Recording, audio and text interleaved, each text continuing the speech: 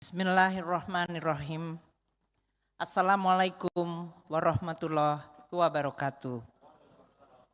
Salam sehat dan salam sejahtera bagi kita semuanya. Om Swastiastu, Namo Buddhaya, salam kebajikan, merdeka. Pimpinan dan para anggota Dewan Perwakilan Rakyat yang kami hormati. Alhamdulillah, puji syukur kehadirat Allah Subhanahu wa Ta'ala. Atas rahmatnya hari ini kita telah sampai pada pembicaraan tingkat 2, pengambilan keputusan terhadap rancangan undang-undang tentang anggaran pendapatan dan belanja negara tahun anggaran 2025. Saya berterima kasih Ketua Badan Anggaran Bapak Said telah menyampaikan laporan yang begitu detail, teliti, baik pada sisi proses maupun substansinya. Terima kasih atas kepemimpinan Pak Said dan seluruh anggota Badan Anggaran. Ibu Bapak sekalian, APBN 2025 adalah APBN transisi yang disusun dengan semangat keberlanjutan, optimisme, namun tetap hati-hati dan waspada terhadap dinamika lingkungan global dan nasional. Pemerintah secara tulus menyampaikan terima kasih dan penghargaan kepada pimpinan dan seluruh anggota Dewan, dari mulai Komisi 1 hingga Komisi 11, Badan Anggaran dan Pimpinan atas persetujuan RAPBN 2025 menjadi undang-undang. APBN 2025 disusun melalui proses pembahasan yang transparan, terbuka, dan konstruktif. Ini menunjukkan demokrasi Indonesia yang sehat dengan check and balance, keterbukaan terhadap masukan, pandangan, dan kritikan yang tetap berjalan, namun kesepakatan tetap dapat diwujudkan. APBN 2025 merupakan instrumen demokrasi yang sungguh penting. Disusun dengan menghormati hak budget DPR RI, dan dengan konsultasi dengan Dewan Perwakilan Daerah. APBN merupakan instrumen kebijakan makro fiskal yang harus tetap dijaga kesehatan dan keberlanjutannya, agar terus mampu melindungi masyarakat dan perekonomian Indonesia secara efektif dan berkeadilan. Sesuai mandatnya, APBN sebagai instrumen keuangan negara utama adalah instrumen andalan untuk mendorong pertumbuhan, pemerataan atau keadilan sosial, dan menjaga stabilitas. Itu adalah esensi fungsi keuangan negara yang tertuang di dalam Undang-Undang Keuangan Negara, alokasi, distribusi, dan stabilisasi. Itu juga merupakan esensi trilogi pembangunan yang diajarkan oleh Profesor Sumitro Joyo Hadikusumo, yaitu ayahanda dari Presiden terpilih, yaitu perekonomian harus dijaga untuk mencapai 3 keseimbangan, yaitu pertumbuhan, pemerataan, dan menjaga stabilitas.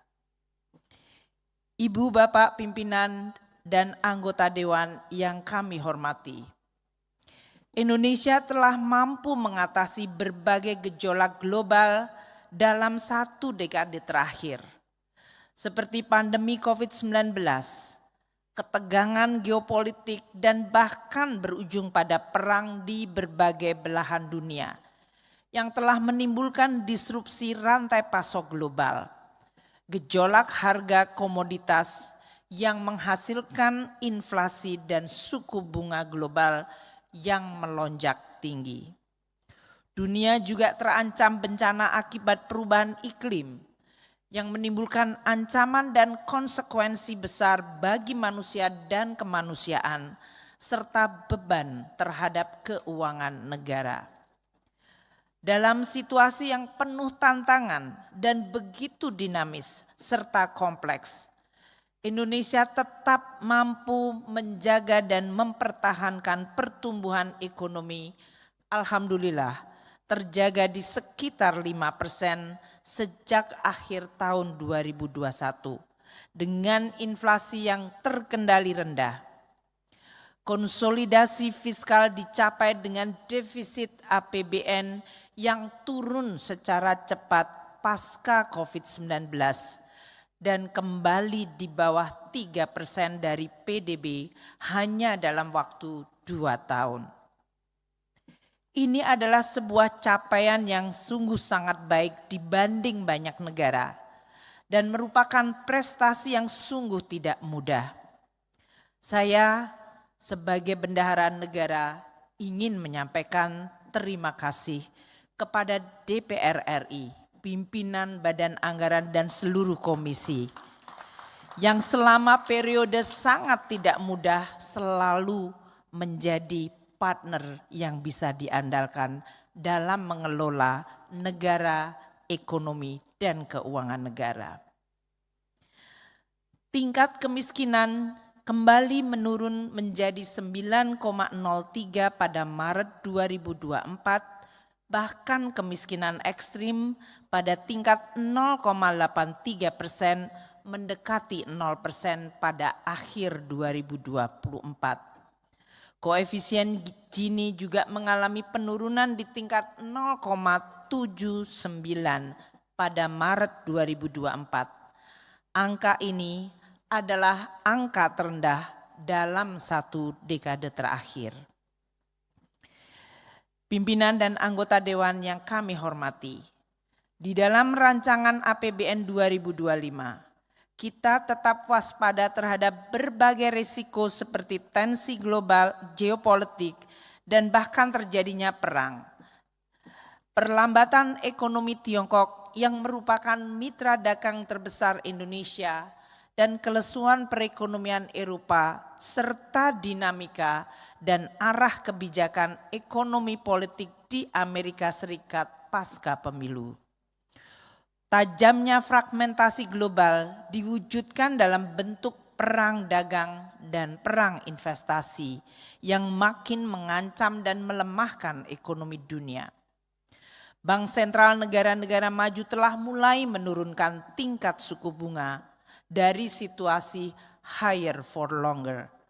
Namun langkah ke depan masih menantang. Tetap memiliki potensi yang menimbulkan volatilitas di pasar keuangan dan arus modal global yang menciptakan risiko terutama bagi negara-negara emerging market. Pertumbuhan ekonomi dunia diproyeksikan tetap lemah di tahun 2024 dan 2025, yaitu 3,2 dan 3,3%. Harga komoditas cenderung volatile di tengah lesunya pertumbuhan ekonomi global. Alhamdulillah neraca perdagangan Indonesia tetap surplus dalam 52 bulan berturut-turut. Indeks PMI manufaktur di berbagai negara juga berada dalam jalur kontraksi. Oleh karena itu, APBN 2025 dirancang untuk menjaga stabilitas, inklusivitas, serta keberlanjutan. Hal ini untuk mendukung transisi pemerintahan agar berjalan lancar dan efektif. APBN 2025 dijaga tetap sehat dan kredibel untuk mendukung reformasi struktural di dalam rangka memperbaiki produktivitas dan daya saing ekonomi Indonesia. Pimpinan dan anggota Dewan yang kami hormati, asumsi dasar ekonomi makro APBN tahun anggaran 2025 disepakati sesuai yang telah dibacakan oleh Ketua Badan Anggaran. Pertumbuhan ekonomi sebesar 5,2%. Inflasi terkendali sebesar 2,5%. Nilai tukar rupiah sebesar Rp16.000 per dolar Amerika. Suku bunga SBN 10 tahun sebesar 7%. ICP disepakati sebesar $80 per barel dan lifting minyak sebesar 605.000 barel per hari serta lifting gas sebesar 1,5 juta barel setara minyak per hari. Tingkat kemiskinan diproyeksikan terus menurun ke kisaran 7 hingga 8%.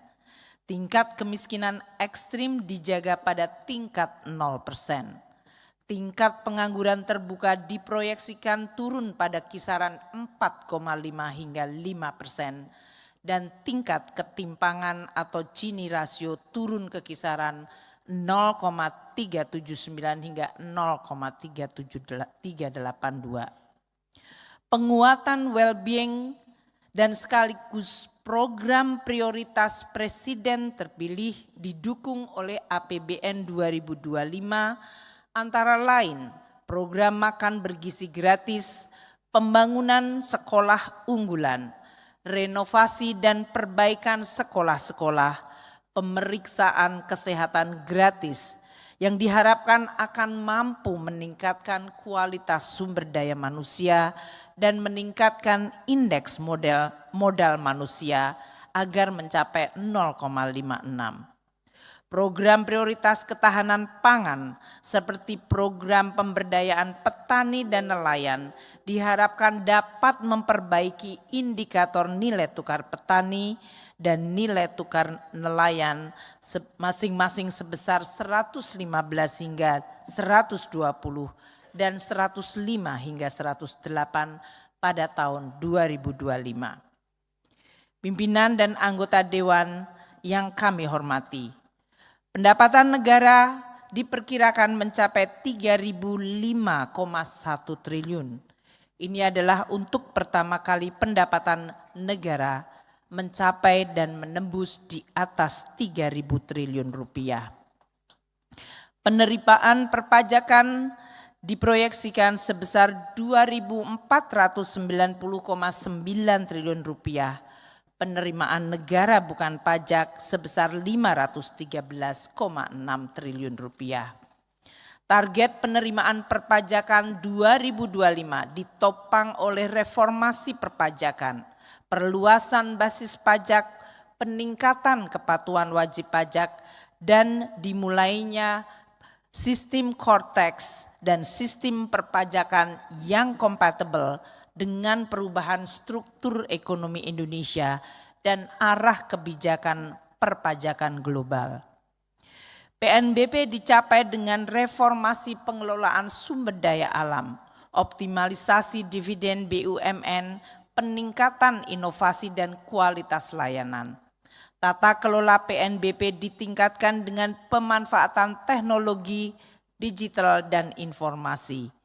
PNBP juga sebagai instrumen regulatori untuk mendorong ekonomi, mendukung dunia usaha, serta meningkatkan kualitas layanan kepada masyarakat.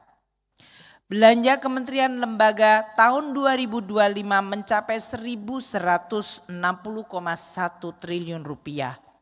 Kami berterima kasih pada pembahasan Banggar yang telah memasukkan berbagai program prioritas dari pemerintahan baru, baik di bidang pendidikan, kesehatan, perlinsos, ketahanan pangan, infrastruktur, hilirisasi industri, peningkatan investasi, dan pengarus utamaan gender.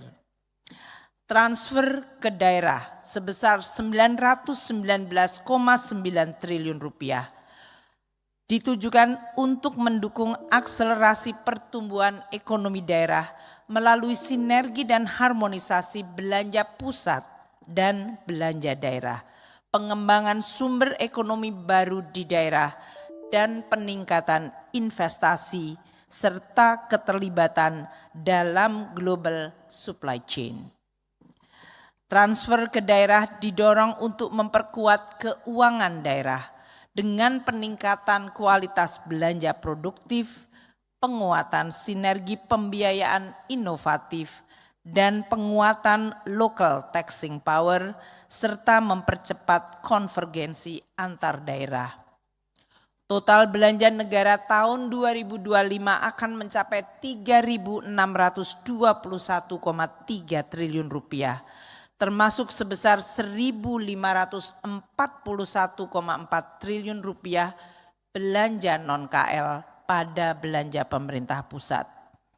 Defisit APBN 2025 ditetapkan sebesar 2,53% dari PDB atau sebesar 616,2 triliun rupiah. Tingkat defisit ini adalah moderat dan aman untuk mengakomodasi periode transisi dengan tetap menjaga sustainabilitas dan kesehatan APBN. Pembiayaan utang sebesar 775,9 triliun dikelola secara hati-hati, prudent, dan sustainable dengan pengendalian risiko dalam batas yang manageable. Pembiayaan investasi tahun 2025 sebesar 154,5 triliun rupiah dilaksanakan secara selektif dan hati-hati, termasuk di dalam pemberian PMN kepada BUMN dan BLU dengan tata kelola yang baik agar produktif dan efektif. Pimpinan dan anggota Dewan yang kami hormati, semenjak saya kembali ke Indonesia dan mengemban tugas sebagai Menteri Keuangan, kita telah berkolaborasi, bekerja sama, dan saling mengekspresikan kecintaan kita kepada Indonesia melalui tugas dan tanggung jawab kita masing-masing. Kecamuk perang dagang, perang melawan pandemi COVID, fragmentasi global karena ketegangan geopolitik, serta gejolak harga komoditas global telah membuat kita, Indonesia, lebih kuat. Kita terus bahu-membahu bekerja sama, tidak kenal lelah, memberikan yang terbaik bagi Indonesia. Adalah merupakan suatu kehormatan dan sekaligus privilege untuk saya dipercaya mengemban tugas mulia sebagai bendahara negara, mengelola keuangan negara, menjadi instrumen penting dan diandalkan dalam menjaga Indonesia dan mendukung upaya meraih cita-cita kemerdekaan Republik Indonesia. John Maynard Keynes, seorang ekonom paling berpengaruh di dunia, pernah berkata, permasalahan politis umat manusia adalah untuk mengkombinasikan 3 hal. Efisiensi ekonomi, keadilan sosial, dan kebebasan individu. Efisiensi ekonomi didukung APBN dengan mengatasi masalah struktural, daya saing, dan produktivitas. Persaingan sehat diperkuat, distorsi ekonomi dan potensi crowding out sektor usaha swasta diminimalkan. Efisiensi ekonomi belum menjamin tercapainya keadilan sosial. APBN sebagai instrumen keuangan negara penting di dalam mengalokasikan berbagai macam subsidi dan belanja jaring pengaman sosial agar menjamin masyarakat miskin dan rentan menikmati manfaat sebesar-besarnya dari kemajuan ekonomi. Itulah wujud cita-cita keadilan sosial yang perlu terus kita jaga, sehingga ketimpangan dapat diturunkan. Sesuai juga prinsip gotong royong, di bidang perpajakan yang kuat membayar lebih besar, yang kurang mampu justru dibantu. Perhatian kepada keadilan sosial merupakan bukti kecintaan kita pada manusia dan kemanusiaan. Sebagaimana Sultan Syahrir berujar, hanya semangat kebangsaan yang dipikul oleh perasaan keadilan dan kemanusiaan yang dapat mengantar kita maju dalam sejarah dunia. APBN adalah sumber daya dan Kementerian Keuangan menjadi salah satu institusi mesin penggeraknya. Saya memiliki harapan besar agar efisiensi ekonomi dan keadilan sosial akan terus menjadi pilar dan arah penting di dalam kita terus mengelola dan menjaga perekonomian, di dalam kita mendesain dan merancang APBN sebagai instrumen keuangan negara. Aspek kebebasan individu adalah fondasi demokrasi yang utama, yang juga berpengaruh pada kinerja ekonomi. APBN berkontribusi di dalam menjaga kebebasan individual melalui pembangunan sistem hukum yang adil dan sistem keamanan masyarakat yang terpercaya. Pimpinan dan anggota Dewan Perwakilan yang kami hormati, izinkan saya pada kesempatan yang sangat baik ini dan di penghujung bakti saya sebagai bendahara negara masa periode kepemimpinan Presiden Jokowi dan Kiai Haji Ma'ruf Amin, menyampaikan rasa syukur dan penghormatan mendalam atas kesempatan luar biasa untuk dapat menjalankan tugas bekerja sama dengan Dewan Perwakilan Rakyat di dalam mengelola keuangan negara Republik Indonesia untuk kemajuan Indonesia. Di hadapan rapat paripurna yang terhormat ini, saya secara tulus menghaturkan terima kasih yang sebesar-besarnya atas segala upaya dialog dan dedikasi yang kita jalani bersama. Semoga hubungan yang baik terus dirawat, disirami dengan perasaan penuh tanggung jawab, keikhlasan, dan pengharapan yang tinggi bagi masa depan bangsa yang kita cintai. Kecintaan pada negeri termanifestasi dalam pengabdian dan dedikasi.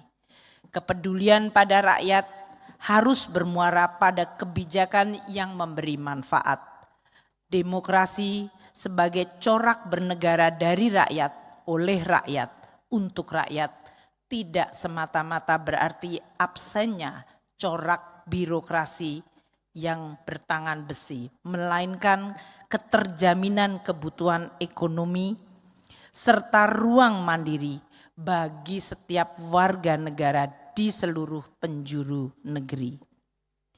Kecintaan kita terhadap Indonesia kita wujudkan dalam pengelolaan APBN, bukan sebagai sekedar deretan angka di atas kertas, tetapi sebagai denyut jantung nadi perekonomian, pijakan utama bagi kemajuan dan kesejahteraan bangsa Indonesia.